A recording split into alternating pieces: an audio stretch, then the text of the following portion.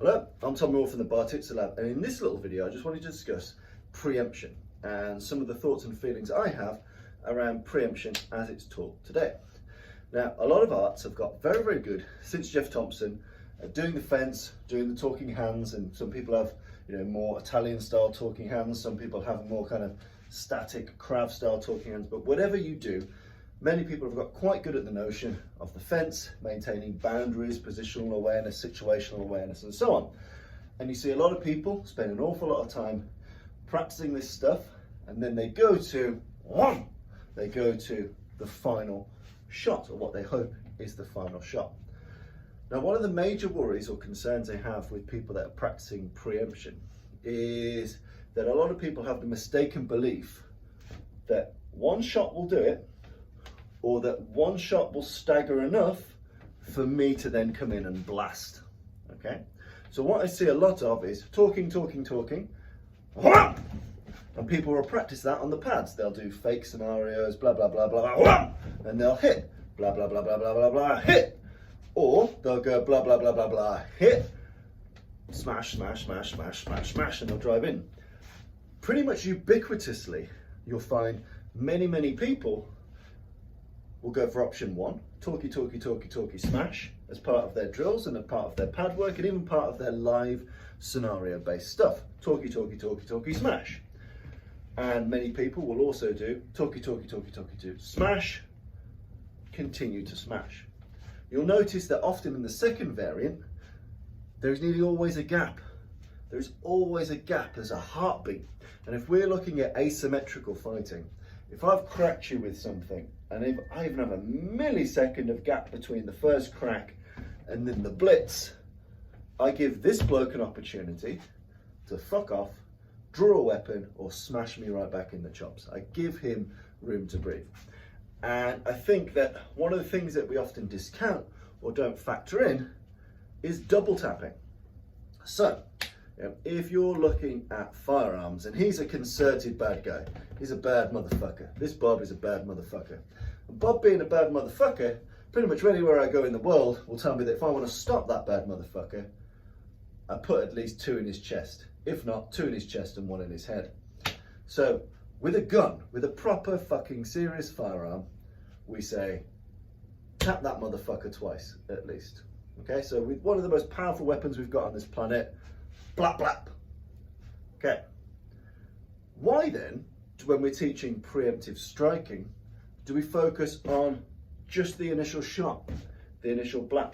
I don't think many people consciously do so, but if you watch a lot of videos and you go to a lot of instructors, they will just teach the initial preemptive strike and then treat the follow-up as if it were a separate beast, as if it were a separate animal, as if preemption and crashing were 2 different monsters. Now, I'm of the philosophy that if it's prudent enough to double tap with a gun that is seriously going to fuck Bob up, why would I not follow that philosophy through with my first preemptive strike?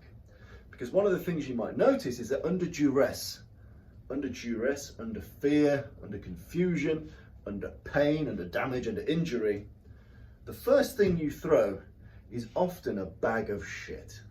Is often a real bag of shit. It's very easy when you're working with the pads, even under stress inoculated scenarios, you're not really that stressed because you know that he's Dave, the accountant, and he comes to the same club and I'm going to hit him and he's going to be relatively nice about it. He's not going to stab me and kick my face in. So you're not under real fear.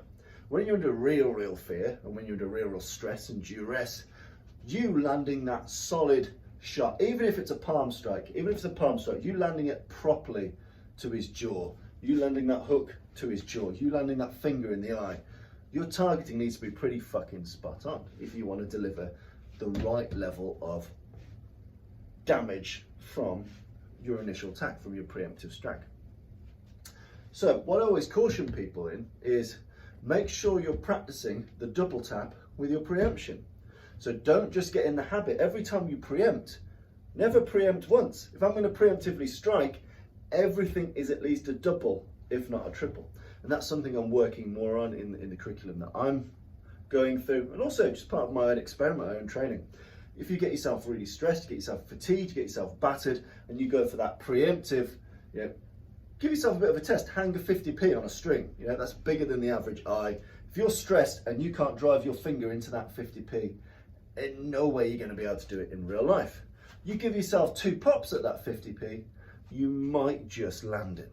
So for me, it's all about understanding that often your first hit, you're a bag of nerves, your targeting's off, you're uncertain, you might have just started this fight, you are the prime mover, you are the deus in this situation, you have been the first fucking movement, you've escalated this to a physical conflict, therefore you have done a piece of preemption and all of the lore and baggage that comes with that. But one of the main things is we need to get out of the habit of just firing a single preemptive shot, because 9 times out of 10 will fucking fluff it up. Even if you're a very good boxer, very good combatives person, no matter who you are so nervous about being the prime mover, unless you are very, very cool under pressure. Why not ensure that you're always going for a double tap methodology? And that could be as simple as, if your go-to preemption is a hammer fist, why are we going talking, and then filling the gap? Why are we not going talking, why are we not immediately doubling our chances? If we're talking, and our go-to is an eye jab, for argument's sake, why are we not always doubling our chances? Why are we not always firing at least in pairs?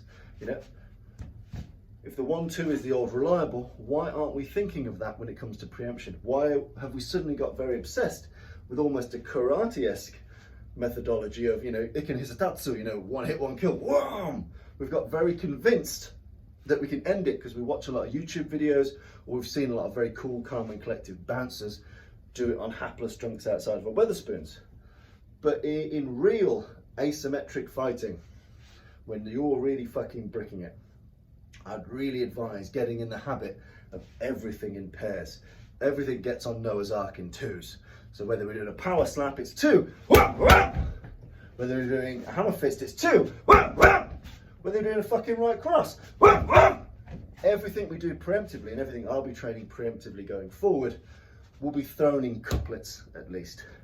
In the sound knowledge that even a very good person will often fuck up the targeting, speed, power, accuracy of the first shot. So always give yourself 2 cracks at the whip with your preemption. So that's something I'm experimenting with, something I really believe in. When you're practicing your preemption, take a look at what you're doing, take a look at what your students are doing. Is there a gap between your preemptive shot and your blitz? And why is there a gap? And how can you shorten that gap? Or if you're starting to get in the habit of talking, preemption, just for your drills, talking, preemption, why not add the double preemption? It costs you nothing and gains you a very valuable something. So for me, when I'm looking at preemption now, it's at a minimum viable product of 2. Everything goes in pairs. I'm always under the assumption that the first one fucks up a little bit and I can readjust for the second, no matter what it is, whether it's eye pokes. And there are different types of attack for preemption. Obviously, we've got piston-like blows, so whether it's a punch, whether it's a palm, you know, we've got circular style blows, whether it's a slap, whether it's a hammer fist, whether it's an elbow, so things that we can rinse and repeat, or things that we can punch in and out. There is no good reason for us not to be firing at least 2 as we move our way into the blitz phase. There is nearly always a gap, and you watch lots of videos, people have a gap, and a lot of people are practicing a preemption just with a 1 and then a done, or 1 and then a gap and then a blitz. So do try and forensically look at the notion of using the double tap. If it's important enough to do with a gun, it's very important to do with a knife, a kosh, or hand to hand. Being able to do a double tap preemption, for me, is the sign of a mature forensic look at how to preemptively strike under stress, under duress, and to do so with the right stopping power, accuracy, and range for you to then blitz in, crash, or escape. So double tap for me is the way forward. Have a bit of play with it, look back at what you've been doing historically, see how it works for you.